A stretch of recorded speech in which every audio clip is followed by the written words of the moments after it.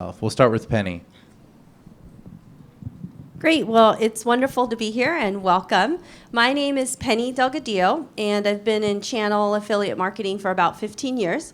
Most recent, I'm at Microsoft leading our apps strategy with partners. And so I work with apps partners that are trying to monetize their business with Microsoft. So go-to-markets, affiliate channels is always a hot topic when we're driving marketing strategies with these partners. I work with partners in B2B space like Sage and Intuit. On the B2C space, we work with partners like Vidi, which I'll talk about, as well as Square. And I will pass it on to the next person. Yep. David Perez. My background is with affiliates is I started over at eHarmony managing the affiliate program. And then I started running all of the online acquisition for eHarmony. But when I was there, I really got exposed to affiliate as a channel and, figured out how to optimize it. From there, I was one of the co-founders of Convertro, where we built software to help optimize the affiliate channel. We see the affiliate channel as a channel where you can easily cut your spend in half and still have the same results. I'll walk you through how we do that later on. But that's a quick intro for us. All right, my name is David Binder. I work at Dreamworks Animation, and I've been at various studios throughout my career. And I work in our global promotions department, and I also head up our home entertainment department. Actually, Jeff and I worked together briefly at Dreamworks while he was working on a virtual world for our Kung Fu Panda films. My role is to find partners around the country to help promote our movies, our DVDs, our online services as well. And so I work with a lot of companies like Kraft, Kellogg's, McDonald's, really, from very big companies to very small, much smaller companies. I'm working right now with a online eyewear glass retailer called Coastal.com that is going to be giving Warby Parker a run for its money coming up. So that's my role here. We are always looking for our partners ask us a lot about how do we get involved with DreamWorks Digital. So we help them through that process as well. And there you go. Hi, good morning. My name is Michael Norris. I work at Yahoo and have been in the affiliate business for probably about 7 years now. Started out at actually an affiliate company called Hydra based out of LA, and later moved to Ad Knowledge out of Kansas City, where we were always kind of at the peak of the brand performance marketing. So really finding ways of getting brands involved with affiliate marketing and other types of performance and DR-based marketing.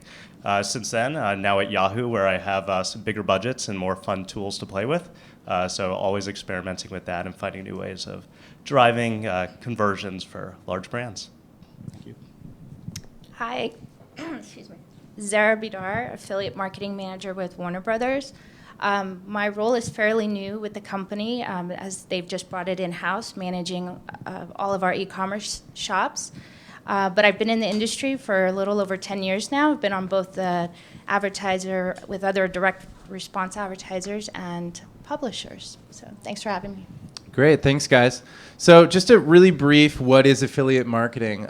Usually we start out with what's working for you. So hopefully in the middle of you answering what is working, if you wouldn't mind spelling out for people like me, maybe who haven't been working in affiliate marketing, what is it? Is it like, taking a budget and throwing it at a channel and then having ads pop up in their stream, or is it actually having the affiliate create content for you that is targeted at their audience? And why is that better or different than throwing a bunch of money at like Google AdWords or something like that? Do you want to start with what's working and maybe answer a little bit about what is affiliate marketing for me? Sure, absolutely. I mean, by definition, what affiliate marketing really means is that you have a person or people that are selling your service and they're getting a quote-unquote referral fee. What I look at it in my industry is whether it's a service or a product, whether it's something that can be driven through activation right on the affiliate site, so like a little cart that they can just purchase on the affiliate site, or if it's something that needs to be passed through to my partner who then needs to deploy it in the case of a service. So that's how I really view affiliate. I think the couple of things that I've seen working in the industry today is one, a hybrid approach. So to Zara's comment earlier, I've seen a lot of partners do hybrid approaches where they take their top 20 affiliates in-house and they keep those close to their vest, and they run a very tight program for those affiliates because they're their top earners. And then they leave the long tail, and what we call the long tail is basically the rest of them, to an outsourced agency. And that could be your standard commission junction, affiliate, window, those sorts of guys that, have been around for a long time. The second trend that I see that's really working is mobile. And so we did some studies in the UK that show a fifth of the affiliate traffic that's coming in is coming in through mobile. Mobile's very tricky, as you guys know, and so one of the things that we advise a lot of our partners is to make sure that they invest in the infrastructure to be able to have the right tracking mechanisms and actually monetize mobile. I see this more of a trend in the partners that I work with that are doing B2C versus B2B. And then I think the last thing that I see as a trend that's really working is focusing on an influencer strategy. And this is sort of back to affiliate marketing 101, but a lot of people don't realize the power that influencers have on the brand that you hold or that you're trying to grow. And so a great example of this, and we can get into it more, is Tiny Prints. They started off trying to monetize, envelopes and paper. That's very hard. And so what they did is they had a very aggressive strategy on the mommy bloggers, going viral and really driving an influencer strategy that helped them grow. And they've seen over 5 years, 100% growth in their affiliate channel. So if I could break it down, I think it's, understanding who your top performers are and treating them differently. I think it's looking into new technologies like mobile. And then lastly is really this sort of influencer strategy that, again, it's basic, but a lot of people don't do it. Wow, you set the bar high. Thank you. All right. How about you, David? Yeah, I think the definition of affiliate marketing is it's one of the few channels where you have this ability to have some risk sharing, where if you look at PPC, you have a CPC. If you look at display, you have a CPM. It's really an opportunity to have a CPA, or cost per action, situation where you're essentially able to allow people to prove themselves to you. And you have the ability to adjust payments within that channel. So, really there's two sets of affiliates out there. There's the ones that are accretive. They're really going to help you grow your business and are really going to bring new customers to your site and are going to help you get conversions. And then there are ones that are designed specifically just to get in the way. And those are the cannibalistic affiliates. And in general, the cannibalistic affiliates, you can think of coupon sites as cannibalistic. We look at a funnel analysis, and we look at the stages of the funnel. You look at the bottom of the funnel when someone's already entered the cart flow, someone's already entering their name, they're entering their information, they're about to buy, their intent is to purchase. They see a little box that says, enter your promotional code here, or coupon code here. They then go to Google, they search for a code, they bump into an affiliate, they click through, and then all of a sudden that affiliate shows up as the last click, and they're getting credit on a last click basis, 100% credit for that conversion. And that affiliate is really not adding any value. And so basically we bifurcate the affiliates out to the ones that are accretive, and the ones that are accretive tend to be the top of the funnel ones, like comparison sites, like top 10 X sites, whatever it may be. Ones that are writing reviews or have content. And those are the ones where we'll see that they're the first click or they're actually the only click involved prior to a conversion happening. And those are the ones where you want to give them, additional payment. So our recommendation is to take your affiliate commission, cut it in half, and give private offers to the affiliates that are more accretive. And with our software at Convertro, we can easily help identify, which affiliates are top of the funnel and accretive, and you can shift, more spend towards them. Thanks. That's perfect. I feel myself getting smarter already. I feel myself getting dumber, actually. Because I'm representing, I guess, old school marketing, as Josh told me. But anyways, our affiliates are our fans. So we don't, first of all, excuse me, we're not going to pay anybody. So Studios don't pay, at least our studio, we're actually kind of cheap. We don't pay anybody. We look at our fans as our affiliates, and what we do, like for example on Facebook, we have over, if you combine all of our movies together, we have about 90 million followers on our Facebook. And so we look at them as how do we use those people to get the word out that a movie's coming up, a release is coming out, whether it's digital, a new mobile game that we're doing, which is really getting, I think you said it's the mobile gaming business is just booming right now. For us, we had a turbo game that we gave away $1 million through one of our partners. Verizon sponsored $1 million giveaway, which was just a huge success for us. But in terms of getting back to our fan base, we'll actually bring fans to our studio, our Facebook fans or our Twitter fans, to the studio to talk to the filmmakers to hear what they want to hear about for the next sequel. And so that's how we end up using our I guess what you guys would call affiliates, but what we call fans, is to generate buzz through their websites, through their Facebook pages, through their Twitter feeds, to really get a lot of interest into our films. And then from a partner standpoint, from what I do with Kraft or with Kellogg's or whatever, they like to use our IP to generate more eyeballs onto their products. So why they partner with us is like, a cereal is not that exciting. Macaroni and cheese is not that exciting. If you put Shrek on that cereal, it's gangbusters. So that's how we view affiliate marketing in my area. So from the people in this room, I'm sure there are some people here from brands, some from lead aggregators and other forms of digital marketing, and all of those involve affiliates. And really the reason why any of these groups of people would get involved with working with a third party or somebody who they don't really have the control over is usually reach. I mean, really what you're trying to get at is finding people that you couldn't find through your own marketing efforts, and that's when you want to bring in affiliates.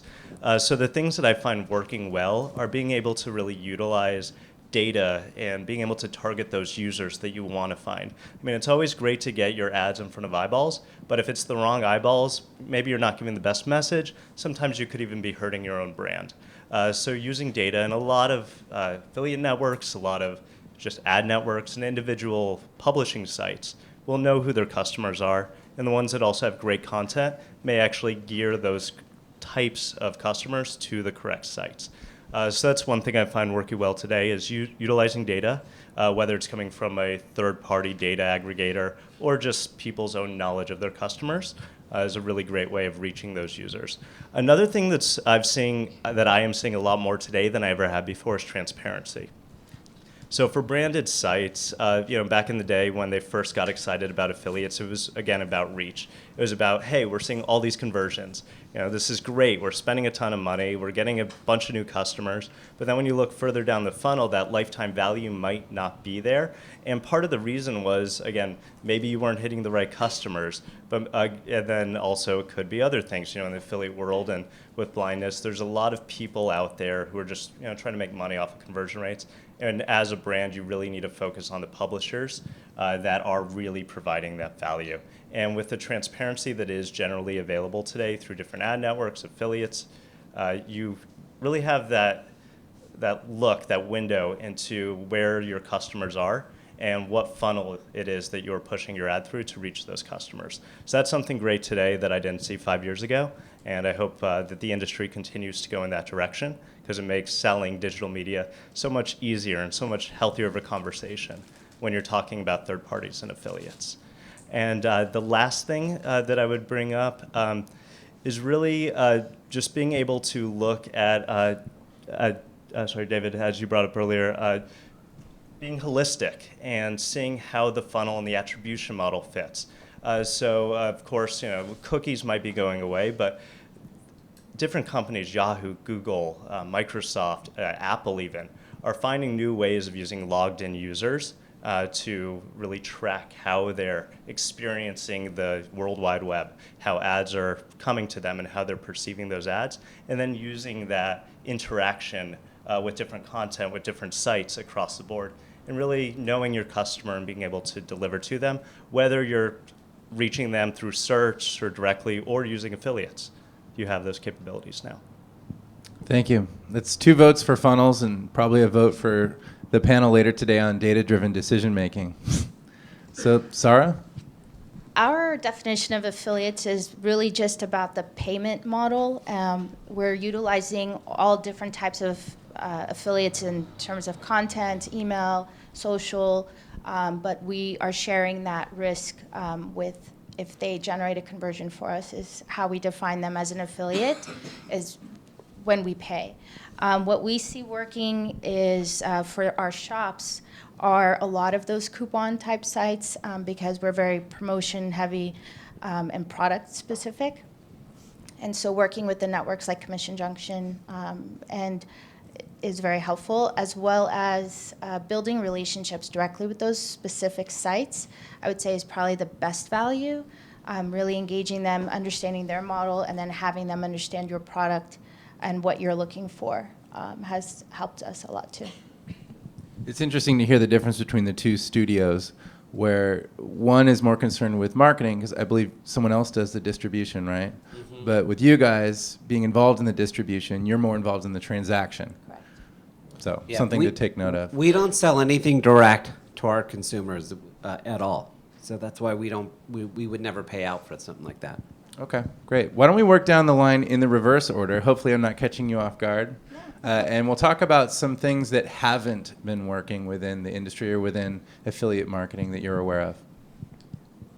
I would say it's the opposite of not engaging with the affiliates. The days of just putting up an offer onto a network and hoping for traffic, those days are gone. You really have to do your competitive analysis and see how you compare with others in your space. Pricing, what you're paying out to affiliates, that's also very important. Creative, landing page, content, all of that also plays a big part in the conversion. And again, I emphasize the relationship with affiliates because that's where I see both the success and or the failure of a relationship. I've noticed too, some of the affiliates can get pretty tough to approach. I've looked at some mom blog stuff, and they'll have a separate page, like all the rules if you want to contact me or work with me. Yeah, they're getting very savvy. Yeah, as they get their traffic builds up, they become more demanding with what they want from you. Right. Jeff, it's now parent blogs, not mommy blogs. Sorry. I've been yelled at for Flames that one. coming my way, I'm sure. Yes. And you're a dad. Daddy blog. There you go. Go ahead. So I would think the biggest thing that's changing the industry and maybe not work as well as it once did is just the change of how companies like maybe Google or Yahoo even are filtering some of the ways that advertisers can reach their public using affiliates. So my background involved a lot of email marketing. When I first started, you were able to get in somebody's inbox with a great branded ad. We had clients like AT&T trying to reach new customers for get a free phone with a 2-year commitment. Customers usually responded great to these ads. It worked really well reaching them via email. But as the ways of reaching customers become more controlled and the environment gets a little more closed off to third parties, we need to find better ways of reaching the customers using affiliates. So I'm sorry, I don't remember who brought it up, but somebody earlier spoke about content and really being able to drive customers directly to you. So I think the best affiliates, the ones that are able to get around this today, are the ones that can create something that's beneficial to the customer and be able to get somebody to interact with them. So just having a site that maybe you're using PPC to get customers to then pass off to some other ad or maybe even comparisons that don't really give any true benefit to the customer, those aren't working anymore. And I think that's to the benefit of the industry, but it definitely makes a tough time for getting that reach that you're looking for through affiliates, and also, of course, tough time for affiliates who are trying to make the most of their customer base. Well, from our perspective, exactly what you just said, it's all about content. So when we do a film or a television show, if the content is good, we get more fans. If the content is, well, I don't want to say it's bad, but if the content's not as good, then we have less interest in following us, less interest in talking about our movies, and so forth. So it's pretty simple from our perspective. Content is definitely king in our world, and that's what drives the interest online and social media. Yeah, when I was at eHarmony, we did a lot of email. We even work with Hydra as well. And we loved email from the standpoint that you're sending a message to someone's inbox. There's a subject line. The user has to read it, and if they read it and open it, then they're essentially able to engage with your brand in a rich content format. They're able to read something about it. There's a graphic, and then they decide they're going to click through. So they're a very qualified audience by the time they get to your site. And what we found with email is that a lot of people, when they were, did the self-select, how'd you hear about us? A very high percent said online. Whereas if you look at stuff like branded search terms, someone typing in the word eHarmony is incredibly high television. So we were always looking to see, okay, where was the self-select leaning heavily towards online, and channels like email were there. And to the point earlier, it's like email, I think as a channel is harder to make it work because of the controls and whatnot, and getting the emails into the inbox. But there's a lot of channels that are working that marketers should be going for. And the sad part is there are channels currently there are tactics currently that are working for affiliates that are not incremental. And one of the tactics that still works very well today is cookie stuffing. Does everyone here know what cookie stuffing is? This is where a user is actually going to your site and they have a toolbar or a plugin that detects that they're going to your site.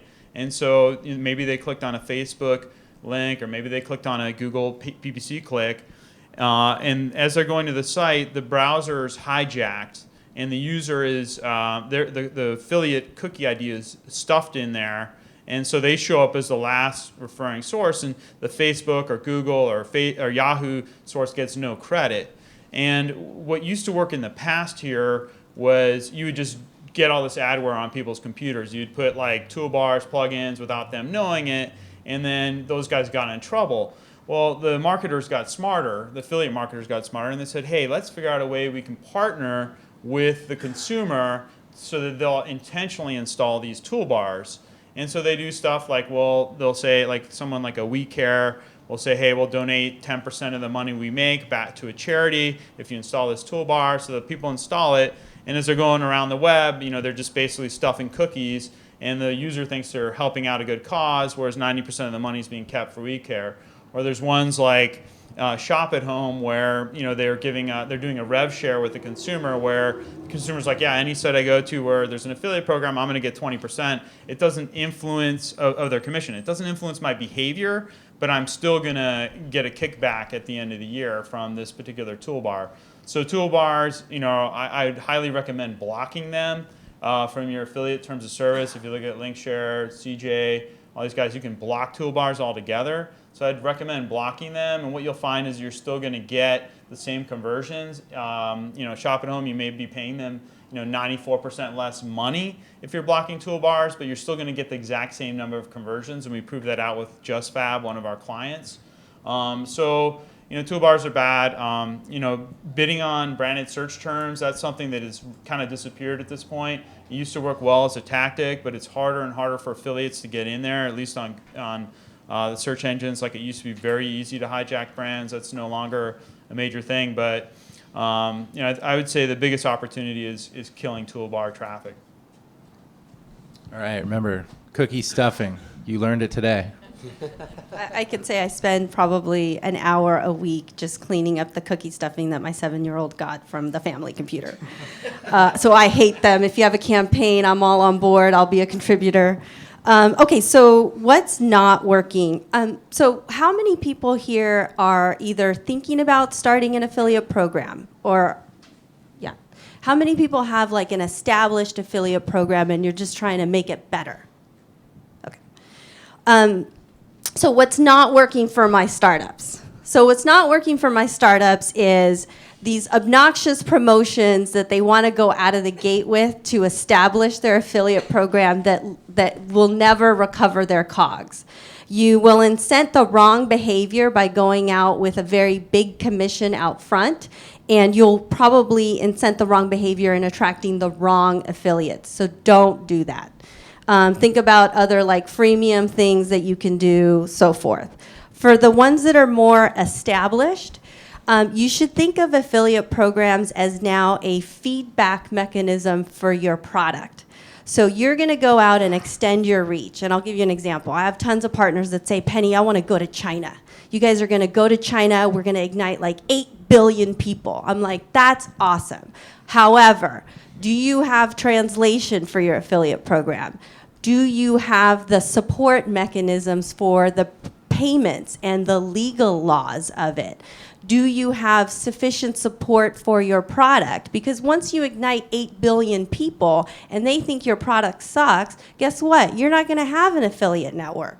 So I think being really clear on the infrastructure of your product and service and knowing that your affiliates are an extension of your sales force is really a big deal in terms of a strategy. And that's how I see things that are not working well, right? I've got guys that are just starting out, and I just read something that said, you know, affiliates are more finicky, right? Like the parent blogs, they want to know that you're established and credible.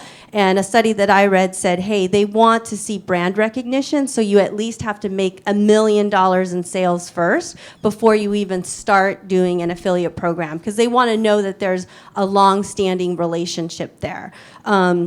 And then for the ones that are more established, they're just trying to reach new markets or grow their program, I would say make sure that you look at your infrastructure first to make sure that you can scale it to have a positive experience for your affiliates. Thank you. That's great. You could tell your friend who wants to launch in China that the product's already there. It's been pirated, and it's free. You're good. Yeah, it's free. Go. You're good. Okay, so we're going to move along right now into the next thing, which are tools, because we'd like to know what, if we want to get into affiliate marketing, what tools can we use? Hopefully affordable, because you know if we're trying to get off the ground with something, we don't want to go top shelf. But there's probably some top shelf people out here as well. So we'd like to hear all the different types of tools, especially about Convertro from you. So why don't we start down at the end and we'll work our way back. Tools for affiliates tracking obviously it's the main tool that you need. We use Commission Junction as a network. They provide a more holistic relationship for us. So if you have, whether it's in-house or through an agency, it's a little bit less management on your end. But then there are tools like a Has Offers, HitPath, Cake Marketing, those types of tracking tools. But you need then like some type of affiliate manager to manage for you. We also use tools like Optimizely for landing page optimization. Pretty much it. Optimize.ly. Yeah. Okay, that's a good one. So ditto. Yeah. I think you pretty much covered all the affiliate pieces. So I guess making the affiliate definition a little more broad is just kind of third-party reach. There's more tools you could use to just keep yourself safe, especially if you're a brand and worried about the types of sites that you might end up. I mean, as we all know, the internet, I think, overall is a pretty unsavory place, but somewhere we need to be and we want to be. So there's Double Verify and a couple other tools that could just make sure that what affiliate networks or ad networks are telling you as far as the sites that your ads will actually show up on actually are. And I definitely recommend that everybody uses some service to make sure that your ad isn't ending up on a site that could hurt your brand or something that you don't feel has the correct messaging for you. There's Lashback for emails. And That's Lashback another for good email. one. Yeah. Mm-hmm. Lashback was mentioned. Now, what if I'm a consumer and I'm just curious about when I'm being sold to by an affiliate marketer? Is there any tool for that to let me know that there's some affiliate deal going on? That's a good question. I mean, working in the affiliate business, I used to always love looking at redirects and using HTTP Watch and tools like that, but that's probably not the most user-friendly. Outside of that, there's actually some really good data companies now that are coming out with public tools. Axiom has one. I apologize, I don't remember the name of it, but it's in their beta testing, where you can actually go and see all the data that Axiom, which is a big data company, has collected on you.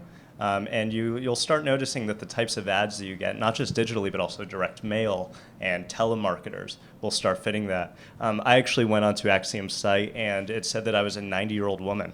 I'd been getting AAR, not joking, I've been getting AARP ads. You look since I was- great. I know, thank you. Yeah, a lot of plastic surgery. No, so I've been getting AARP ads since I was about 20 years old coming into my mailbox. I was never really sure why. I always thought it was, an old soul, so it kind of fit, and they just knew that. But, obviously somebody at some point filled out a form. It was probably me and didn't select the right boxes, and it ended up in a database forever. But I was able to go in there, correct it. Now the ads that come to me are a little more targeted. Thank you. Okay, since our programs are a little bit non-traditional for most of the people here, but I know our entire office is on LinkedIn, and everybody's on it every single day. You can walk down the halls, and somebody's on there finding a new person to talk to, or finding a new company to be following, or a group like this to be following, and that website is just, or that service, I would say, from my studio perspective, is pretty amazing, because in the old days, you would have to call people and you would never get a call back. You didn't even know who you were calling. Half the time, you'd talk to a reception desk, and they would have no idea who in the marketing department, or who in the brand department, or who in the promotions department to reach out to. But now with LinkedIn, it's just amazing at your fingertips. You can actually reach a person the same day, someone you've never met before in your life, and next thing you know, a week later, you're meeting them in person, presenting a movie pitch, or they're presenting what they're trying to reach us for. So that's what we use. And that's affordable. Yeah, it's free. No, I mean, everything boils down to being able to track affiliates and their performance. And if you look at the mobile space, HasOffers has really done a nice job there with integrations and in-app through their SDK. You're able to see, what marketing campaigns are driving installs. So I think they're kind of the leader that we see a lot of integrations with on that end. For call centers or clients that have phone-based leads, companies like Mongoose Metrics, ResponseTap, Marchex, these companies now have the ability to take, rotate unique phone numbers on the page so that you can actually tie that phone number back to an individual cookie, and then determine what marketing affiliates are driving, phone calls that, end up, converting in the end on the back end. So those are like examples. I mean, we work with, companies like Cake as well, but ultimately, once all the data is trackable, then you want to be able to pull it into your, your attribution software and see how much credit every single marketing touch point gets, including affiliates. And you'll see that, we use a regression model where we do different coefficients or weightings for each affiliate. And you'll see some affiliates that are getting a ton of weighting, meaning we determine that they're highly influential in the conversion, and ones where they don't appear to have any influence at all. And I think being able to bifurcate that traffic and reduce your spend against those that are not adding any value is kind of what Convertro brings to the table. And we're successfully cutting affiliate spend in half for most clients, while not decreasing the amount of revenue that the client's generating. And what that allows you to also do is it allows you to run multiple programs. So some people say, okay, just use CJ. Our philosophy That's is Commission Junction. Yeah, Commission Junction. Our philosophy is run as many affiliate programs as you can concurrently, because there are overlaps, but there is the opportunity, if you can manage the program successfully, to get accretive traffic by having as many affiliate channels sources running concurrently. So our software just makes it easier for people to manage multiple programs at once. Thank you. And last, Penny? So, I mean, from my perspective, in terms of tools are utility, right? I think what a lot of companies don't do is they don't set the strategy first, because you have to back into the tools. And so I think taking the time up front on, somebody said, competitive analysis, right? So what are your competitors doing? How are you going to outsmart them? Understanding what your growth strategy is up front, because you want to get tools that can grow with you, right? I see a lot of people install tools that at some point they cap out and they're not scalable to get them to the next level. I think the other thing that you should look for around tools is also open source. So you want tools that can connect with each other through APIs. And I think using firms like David's is really helpful up front, because the tools, again, are utility, but you have to set the strategy on what you want to monetize, what you want to monitor, what's your end goal with the affiliate program. And you'll find out that you might have some preconceived notions on tools that you needed. And when you go through that exercise, you'll realize you didn't need that at all. So that would be my advice on tools. All right. You heard it here first. Microsoft endorses open source software. I'm just We love open source. We're Good. Yes. All right. Well, so I've had a few tools that I use that I didn't hear you guys use, and I don't even know if it's really applicable here. If you're interested in getting into your own affiliate, like you want to be an affiliate, I found Amazon was an easy place to start. You can sign up really quickly. It ties into your Amazon account, and let's say you're soccer coach and you got 15 people and you're recommending what ball to buy. Heck, send them an affiliate link and get yourself a kickback and find out what it's like. Because you're influencing that purchase. And if they click, the interesting thing with Amazon is if they click on that link that you send them in an email and continue to shop at Amazon and go buy a TV, you get the percentage of that purchase as well. It's not just specific to one product. So play around with it. It's really easy to do. And then the other one that I heard of at the last company I worked at was Swag Bucks. And what that is people using Swag Bucks. They're like Swag Bucks members, and they're getting this virtual currency instead of actual currency to do actions like sign up for your newsletter. There's 5 Swag Bucks. Or sign up for an American Express credit card. That's 150 Swag Bucks. And then in the end, they can redeem these Swag Bucks for things like a Chuck E. Cheese or something. It's an interesting virtual currency affiliate marketing that doesn't cost a whole lot for the companies trying to influence the end user's behavior. Did I get that right? Yeah. Okay, good. Okay, so I think we're doing well on time. The next thing I'd like to ask is, do any of you guys have case studies of things you've worked on or people you've worked with that you can share? It's not under NDA or anything because we are public here. About affiliate marketing that worked for you?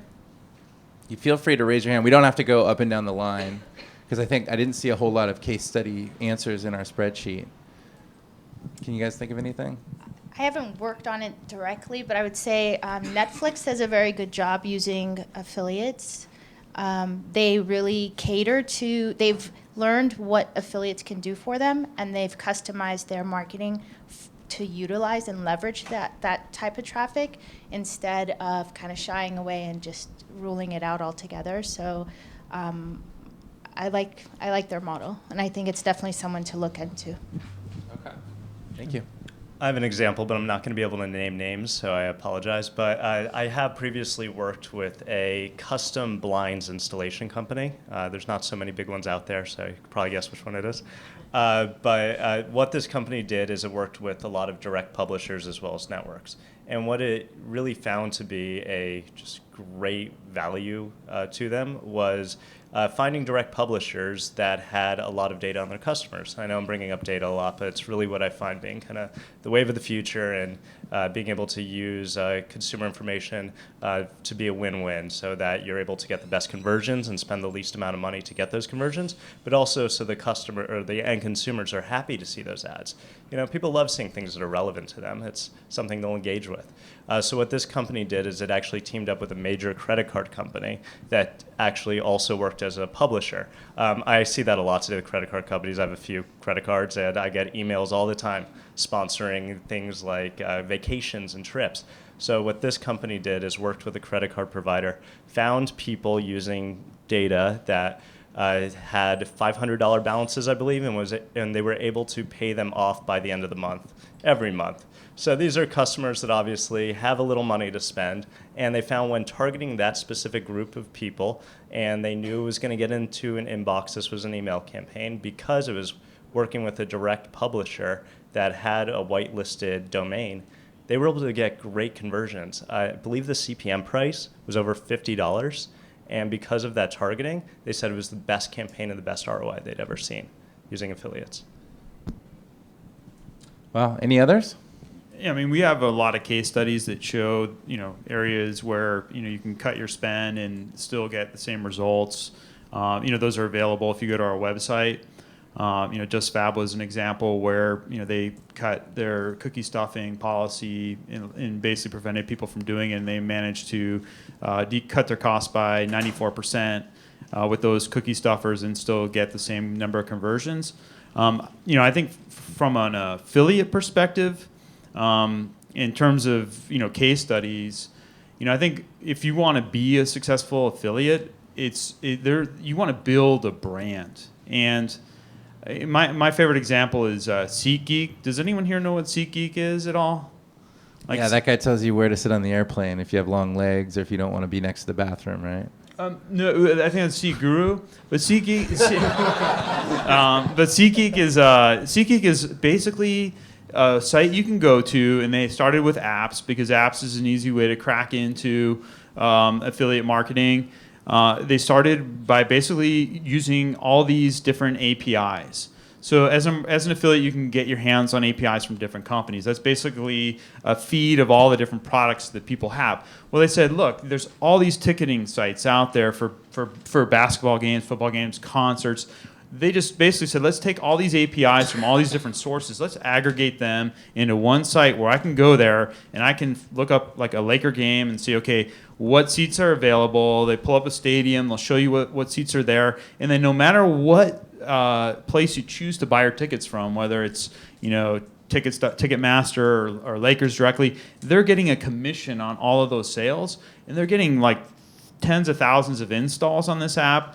And now people are going to the website. They're doing it all virally. They're building this brand out. And if you look at like Angie's List and like Hotels Tonight, anytime you can take and aggregate something as an affiliate, and you can enhance the value to the consumer, you're going to win. You're going to win big time. And I think that's, that there's definitely an opportunity there.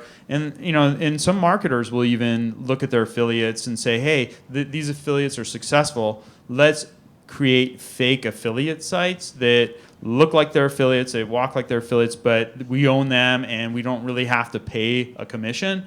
And I've done this in my past as well. But if you're trying to own real estate, if you're in the flowers industry and someone's bidding on your brand, there's no better way to box them out on the paid side than to have another flower site that you happen to own box them out. And if you have the data to show that that it's working out from an ROI perspective, then you should do it all day long.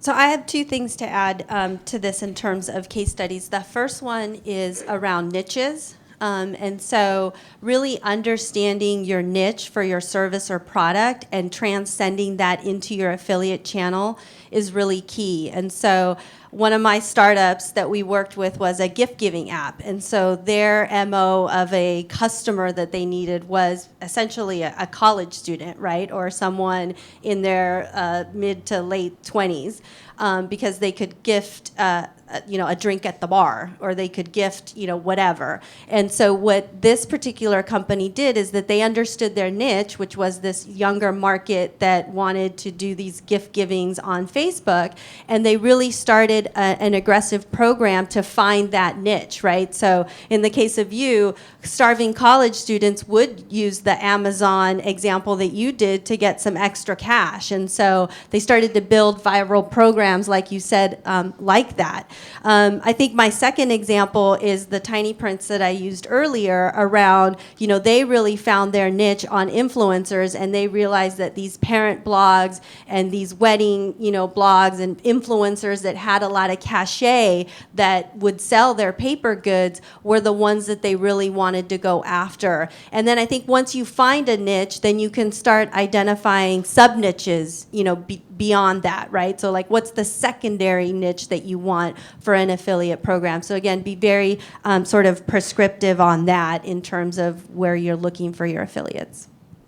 Thank you. All right, we are going to have time for questions, but this is my favorite question of the panel that I get to ask people, and that is, tell us something about something you've totally mistaked, to just blundered, right? Like you made a decision in affiliate marketing that you learned a lot from and it wasn't successful. Because I think for us, learning from mistakes is probably the most fruitful thing we can do here.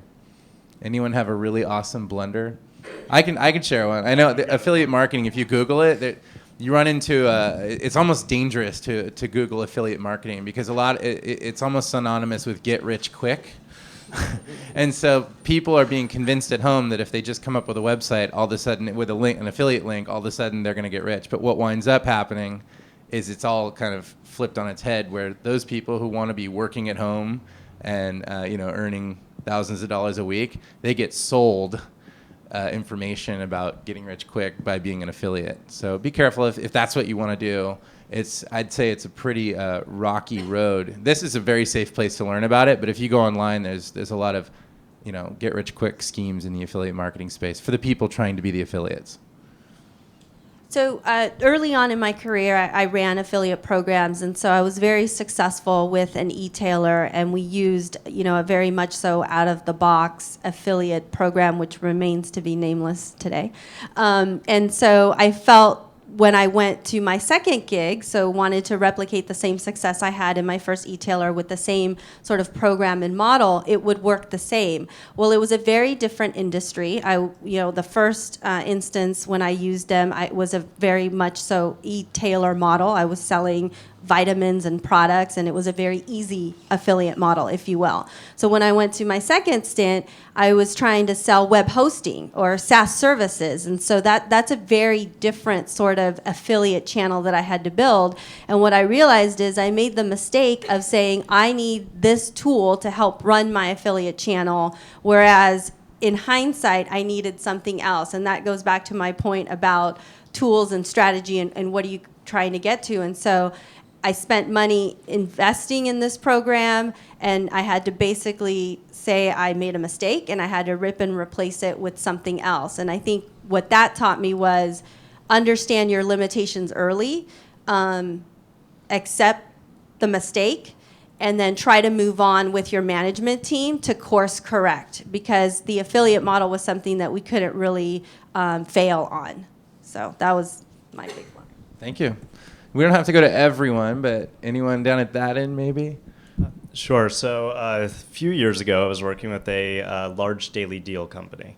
And in the affiliate business, you think you're relatively safe when you're running on a CPA or a cost per action campaign. So in this specific campaign, it was like $4 or $6 for an email sign up, a new customer. And you're like, you know what? It's a brand new customer. The client that I had would scrub against their database, make sure it was somebody brand new, somebody new to market to. And everybody felt kind of like it was a good situation. And you get really excited with that. It's a big client. They have a ton of budget. You have a great affiliate network you're working with, and you can scale to literally $100,000 or more a day and spend with this client. So everybody gets super excited. You're making a ton of money, and you get too caught up. And I did as well. I got too caught up with the initial revenue and just really trying to scale without, and so were the media buyers on the client side, where what I learned later, a lot of those customers, maybe don't have the best lifetime value. A lot of them might just be signing up because, who knows, maybe they got pushed this ad 1,000 times, and at some point they just want to see what's inside without really being the right targeted user. So what I learned from those mistakes and what it really led to was decreased budget, decreased CPAs, and not a good situation for anybody. So what I learned is to really work with my client, learn what their true goals are, the true key performance indicators, not just the CPA that they want for a new customer. Really look into lifetime value, look into what they're doing to keep retention, and really model your business and how you work with your affiliates around that. Great. Thank you. David, we know Dreamworks employees never make mistakes, so it's okay. You don't have to share. Well, I was going to say, I actually worked back in the late 90s. I worked for a company called what'shotnow.com, which I'm sure no one has heard of in the room. It wasn't around very long. But we did affiliate marketing, and what we did is I worked in the promotions and marketing group, and we were selling any sort of trendy merchandise. So whether it was sports apparel, music apparel, or music goods, movie paraphernalia, things like that. And we signed up anybody to be an affiliate. And I felt like at the time, you're like, we need to get out. We need to get whatshotnow.com out there as large as we can, as big as we can.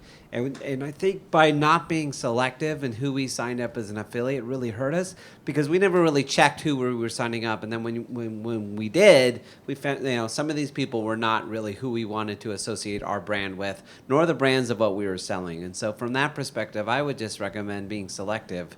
And that's what we do at Dreamworks. We're very selective.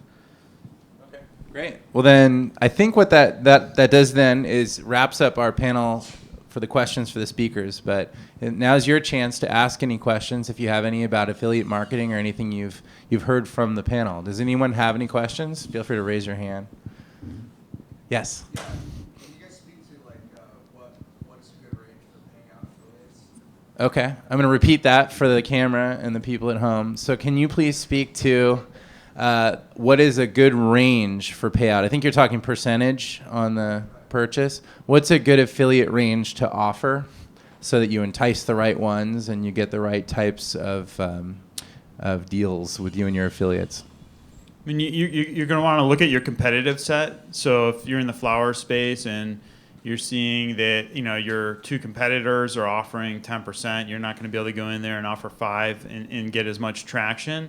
So you're going to want to basically benchmark versus what is out there, and then you're also going to want to see what your revenue per thousand is for the individual affiliates. So if your offers are monetizing at a much higher rate than that of your competitors, that'll pan out into a really high RPM, which is what commission junction these networks use, and the affiliate will say, okay, well, the how much I get for every 100 clicks is going to be higher, and so you want to just basically kind of use that in conjunction with what competitors are paying.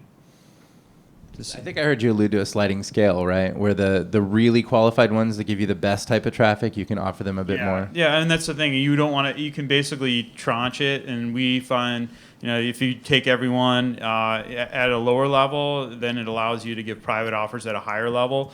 And you can either bring the affiliates in house through Cake. You could use software like Cake to take your top affiliates. I think Penny mentioned that earlier. Just like take your top performing affiliates, bring them in-house so that you can effectively avoid paying that affiliate commission fee to CJ and Linkshare, but also allows you to work closely with them.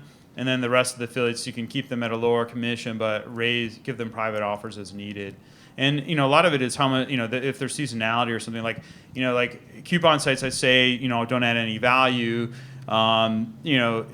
because you're going to get those conversions anyway. But if there's a seasonal window where it's relevant, like if for Mother's Day and Valentine's Day, someone like a Retail Me Not will feature you on the homepage. So if you can negotiate with those guys and get featured placements, then it's worth giving them more money. But for a day-to-day, I would make sure you keep your coupon sites at a lower commission.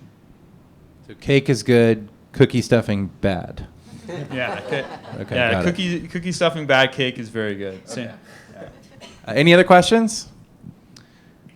Yes. And along those lines, if you're working closely with an affiliate and you want to promote a product or service and you're working very closely with them, what is the best way, in your opinion, to incentivize them to sort of be self-managed? Okay, the question is, if you're working with an affiliate and you want to be close with them, what's the best way to incentivize them so that they're self-managed? So I'll take this, but just to clarify, are you thinking that the affiliate would just continue running the new products without you having to sell to them? Right.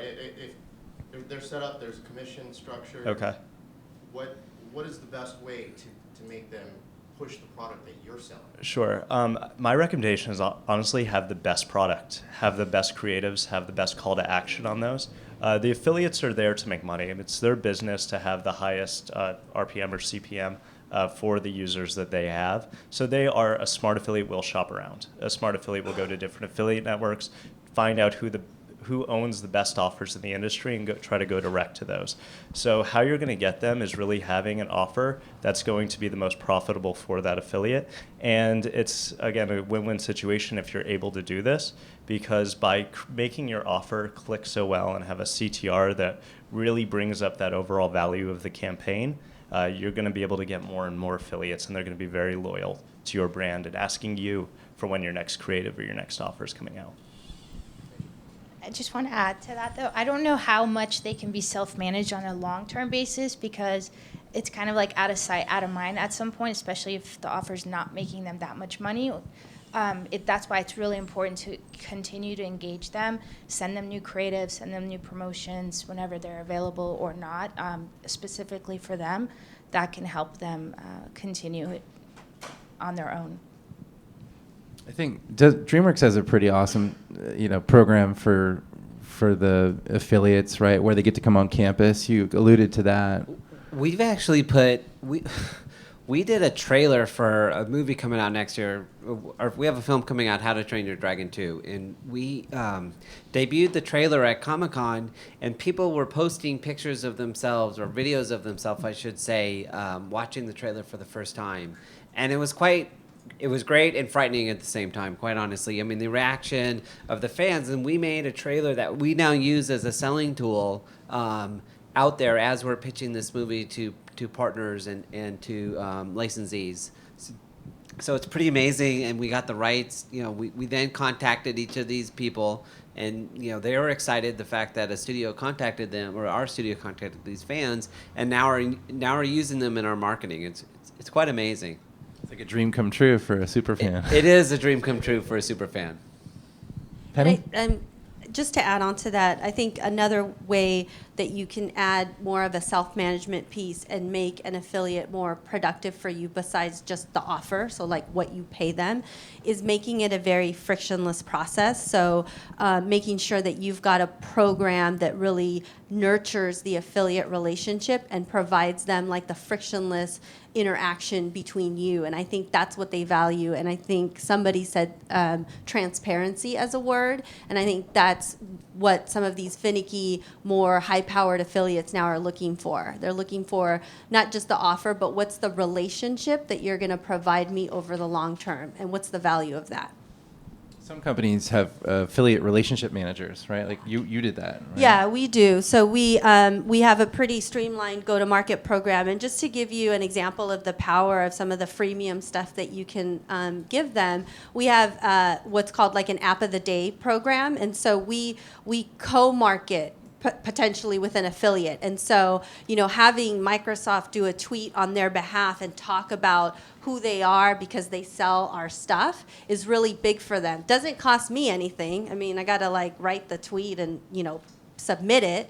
But other than that, it gives them like a really big value, and it brings that loyalty back. So think outside the box about beyond paying them, like what else in your program can you give them to bring value? Thank you. Any further questions?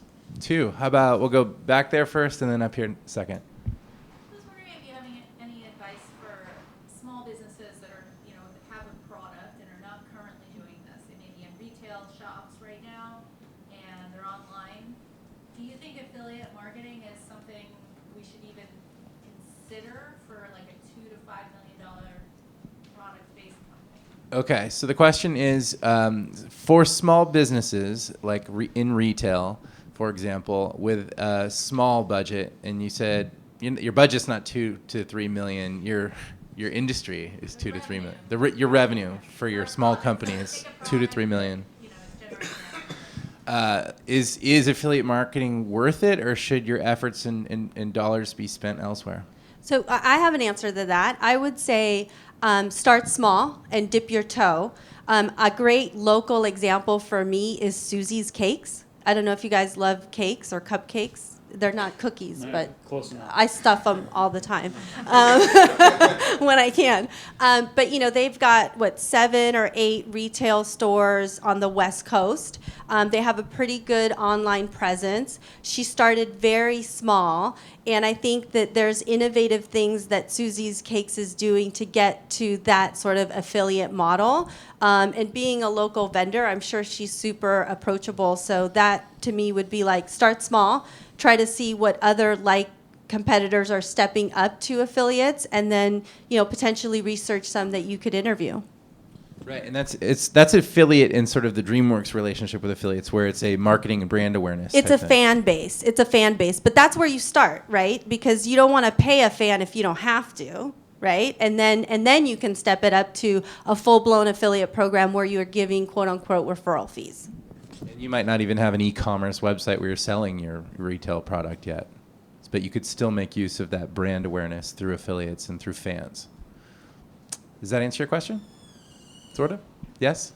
The Dreamworks example is one where you've got a differentiated affiliate offering.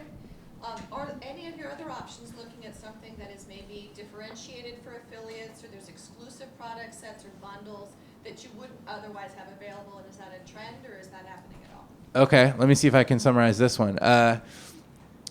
Do you see a trend towards offering affiliates an exclusive product offer because they're your choice affiliates that doesn't get to be offered through anywhere else?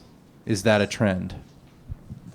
Well, I mean, I think it is a trend because as we saw with some of the examples, the top affiliates are being brought in-house, so then that way you can give them a more differentiated offer. So I think to all of our points, you have to look at what's beyond the offer and hold back and figure out if there is a differentiated offer for an affiliate that might be more of a prime affiliate for you.